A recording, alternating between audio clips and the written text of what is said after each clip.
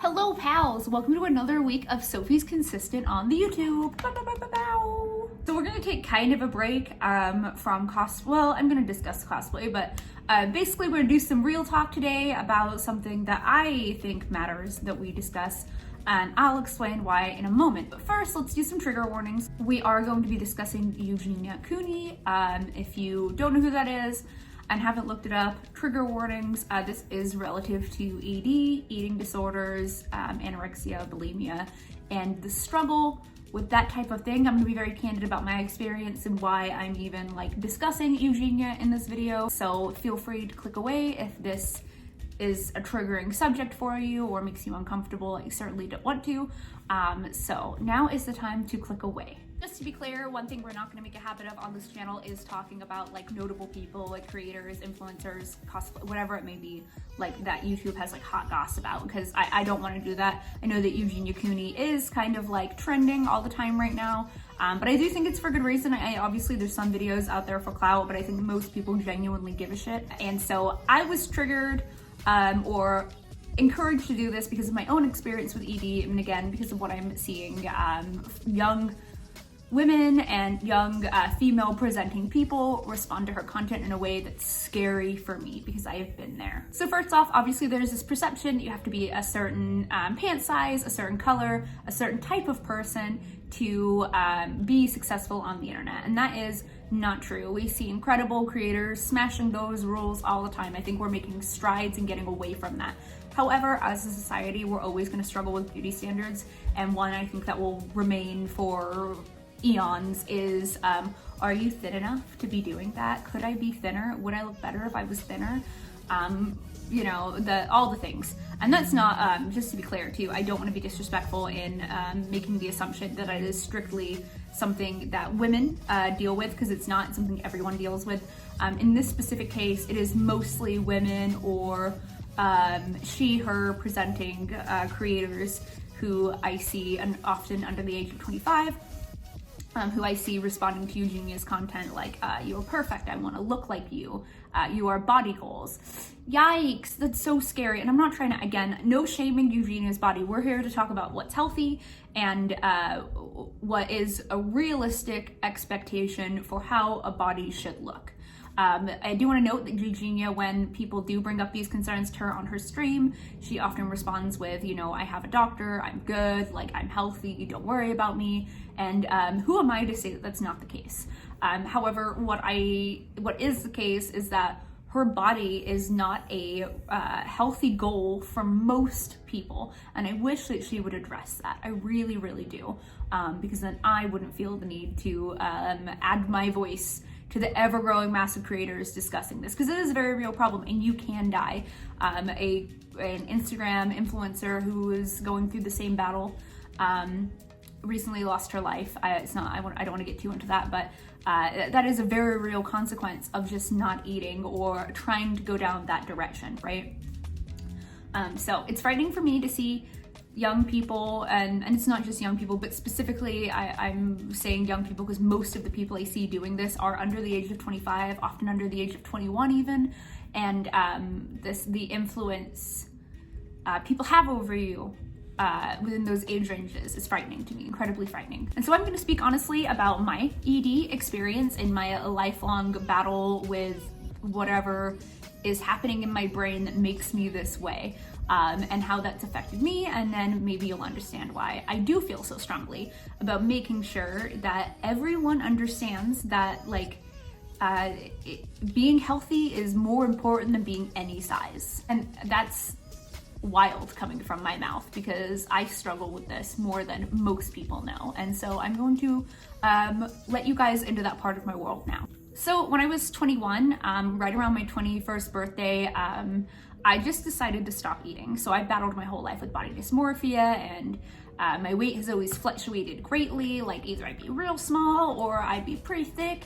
It's just, it's just the way my body is made. But I've never really, I also did have a thyroid problem for some time that made me gain weight. So I've just struggled my whole life with all of that. And despite having incredible supportive parents and grandparents who, always made sure that they thought that I, felt beautiful, and that they were telling me that I looked great, and as long as I was happy, that's what mattered, blah, blah, blah. For most of my life, like none of that mattered. For whatever reason, I have always been fixated on what my body looks like and if I'm within the, beauty standards, ideally.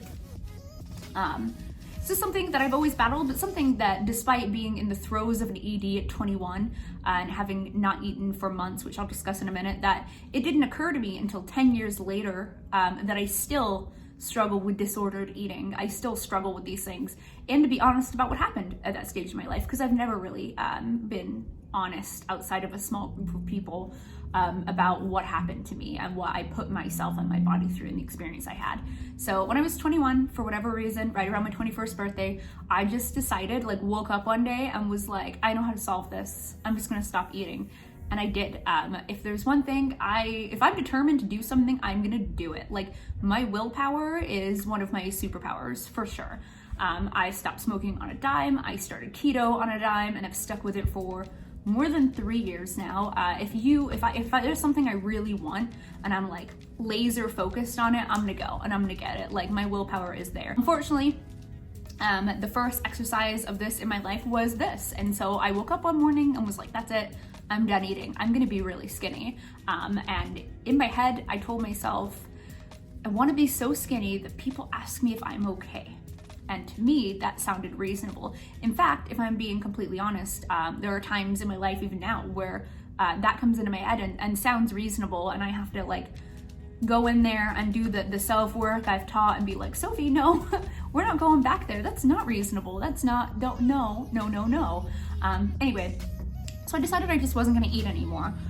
So I would have a can of green beans roughly every couple of days, sometimes every other day, but I would make sure that I didn't eat every day. I was taking vitamins. In my mind, that justified all of it. I was drinking only Coke Zero and water, and about once a week, I would have a big juicy burger from McDonald's and then shame myself for it. And it got to the point where, because that McDonald's became a part of my every week, that I would make myself work out. I would do dance videos on Netflix for hours a day. Because at the time I was a server, but I didn't work a ton of hours, and the partner I had at the time, the relationship I was in, this is pre my husband, he worked a lot, so I got to spend a lot of time in our house alone, just not eating and working out, and that is what I did. I had a laser focused goal, and for months I did this. It was later on in the year, about March, when that relationship had ended and I met who would now be my husband. And at the time, he also was in the throes of an eating disorder. So I'm on all these pro-Anna sites and he was on pro-Mia sites. And if it wasn't a recipe for disaster, I don't know what was. So my parents expressed concern, of course, because it's to the point now where I have lost a significant amount of weight in an incredibly short time. I don't look good and I'm bruised. All somebody has to do is pat me on the back and I'm bruised like a banana. And so there were definitely people in my life raising alarms, but I wasn't listening, and I was pretty out of control in terms of letting people wrangle me back in or talk me out of things. So I was very hard to keep grounded. So I did start eating a bit more when I moved home and started dating my Sam, my now husband. But again, we were both in this mentality, so we were able to kind of keep ourselves in this loop. And I even, the ending of that relationship, plus the way I just was at that stage of my life, really alienated a lot of the people around me who are my best friends in the world now and were then, but I kind of pushed them away because I didn't want anyone to tell me I was wrong or what I was doing wrong, because I had never felt better about myself. I remember we went to Akon in Dallas, Texas, and me and Sam were Team Rocket grunts, and I remember looking at those photos and thinking, wow, I'm really fat. But now when I look at those photos, I get a pain in my chest when I see myself that way, because I cannot express to you how I did not see that. My body dysmorphia, I was so unaware and it was so real. And I remember putting on a costume at the show, and my best friend Sissa being I complained about being fat because one of the straps dug into my skin and bone, and she was just I can't remember exactly what she said to me, but I just remember her being like, are you serious? She was trying to figure out if I was just fishing for compliments, but I really wasn't. and I was blocking out everyone who told me, and there were some people in my life who were telling me I looked good. So then you were reinforcing that moment in my life. So this went on for nearly a year. I got under 100 pounds for some time there, and then right around 2012, 2013, me and Sam really like got ourselves together, and we were eating more, and we just kind of came out of it, right? And in my mind, I still hadn't noticed anything was wrong. I just suddenly felt comfortable eating more, and like, okay, this is the way my life is going now. This is fine as long as I don't gain weight, which I did because now I'm eating. And so then I struggled with thinking I was like overweight for years, and it just was like a mess. And so between then, which was the lowest point, the absolute lowest point, I mean, there are photos, I won't find them because they're very triggering, but there are photos of me just like covered in bruises. I'm just like bare skin and bone, and I really, really think that I am overweight. And it genuinely took me, so it's 2021 now, this was, it started 10 years ago, like this week, basically. It took me 9 years then, because it's really only over the last year that I've addressed what really happened in that time frame. People around me knew what happened, and they tried to obviously tell me, but I wasn't listening. Sometimes we aren't ready to accept it until we are truly ready. And I really took a look at the last 10 years and realized that my disordered eating never ended. I can't figure out where it started really, but I can tell you it hasn't ended. That I struggle with body dysmorphia daily. I say things to like, I will say things like, oh, I feel so big today, or I feel so bloated. I will say things because I think that other people are thinking like, wow, Sophie's gained a lot of weight. And that's something I struggle with all the time. However, now at this point in my life, I'm a grown-ass woman and I deal with it. I have that voice in my head that combats me now. So I get to that place in my head, and then the voice in my where I said, you know, I'll be like, oh, I just really want to be at a weight where people are asking if I'm okay. I should mention that when I first started keto, I went too far because, again, I get really laser focused, and so I had gained more weight than I wanted to during that like comfortable time in my life. And I wanted to lose some pounds, so I started keto, and boy, did I, out the gate, I really stuck to it. But there was a few months there where I started only eating Quest bars for breakfast and dinner, and that's all I would eat. And I was like, this is fine, until I saw a photo of me as Roadhog. Someone made a comment on one of the photos I put up on my Instagram about my ribs. And again, even at that time, and this is just 2 years ago, 3 summers ago this coming summer. So I was 27, right? Yeah. And I still was like, no, like they're wrong. Like, no, in my mind, I twisted it to think they were somehow calling me fat. But when I look back at some of those Roadhog photos that were never released, there's one in particular where I'm sitting on a garbage can, and it's all rib and then nothing. It's really, really upsetting and triggering to look at for me, and I would assume for other people. So those photos have never seen the light of day. But again, nobody could tell me, no one could tell me that it wasn't happening, or that it was happening, because in my mind, it wasn't. I looked fucking great. In fact, I still had a few pounds to lose. So again, it wasn't until last year that when I started having a panic attack about gaining weight again, because I'm a healthy grown woman. Like I'm just, the rational part of my brain knows this, but at some point last year, I started going back down that rabbit hole of having gained weight and having panic attacks about it, and that's when I really got myself into a place where I was like, no, we're gonna look at this objectively, like an adult, and we're gonna think this through. And then I realized how many times the incidents that happened when I was 21 and 27 have happened over the last 10 years. And the reason my weight yo-yoed was because I kept putting myself in these no-win situations where in my brain I would go, I just want to be small enough that people are going to look at me and go, are you okay?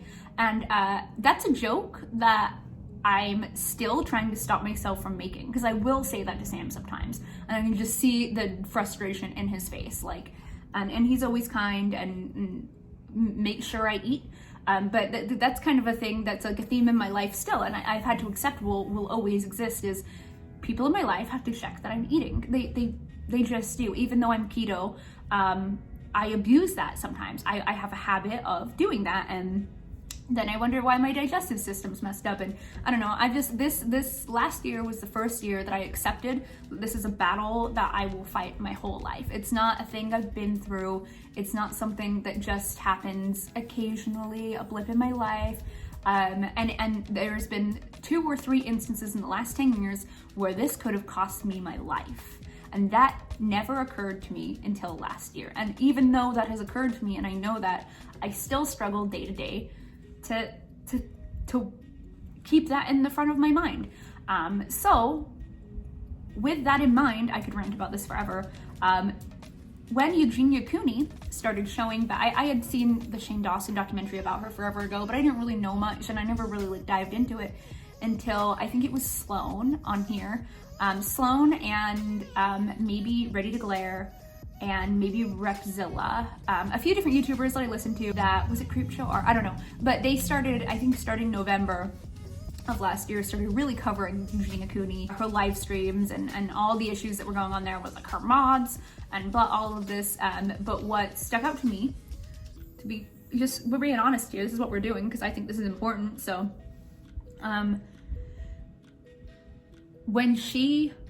there were times where I would see clips of her that they were using to like discuss like her influence on young people and the concern for her health and all of this.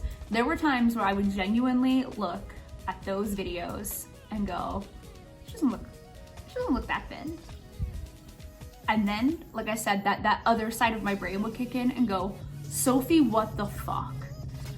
And it would like, and there were times where I'm watching this commentary about everyone's concerned about her, and very clearly she's struggling with this ED, and people are so afraid she's gonna lose her life. And yet there were still times when I'm watching this content discussing that I thought, well, I could eat less. It triggered all of these like pro Anna mantras I've like drilled into myself over the years. And I found myself not too long ago not eating very much, like robotically, with like subconsciously, I just slowed down in my eating. Until somebody in my life was like, what are you having for dinner? Now my plate was 2 pieces of cheese and some lunch meat. And I had a moment of, here we go again, Sophie. But knowing the battle is half the battle. So now that I know that I experience these things, it is easier for me to combat them. And I am confident that while this is something I will battle my whole life, I'm confident that I will win that battle.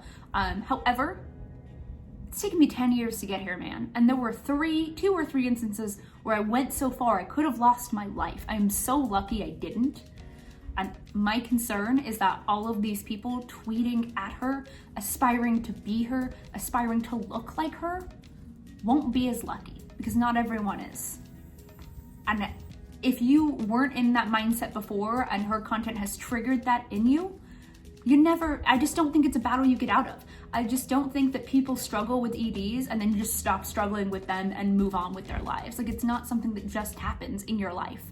And so it's so scary seeing all of these aspiring creators and cosplayers and models, and just they're clearly easily influenced. We all are, especially at that age, and just seeing them aspire to this, I'm just getting a flash forward of the last 10 years of my life, and it's fucking terrifying to me. I just feel very strongly about this, which is why I felt the need to discuss it. Because I've never really discussed my struggle with disordered eating in the past.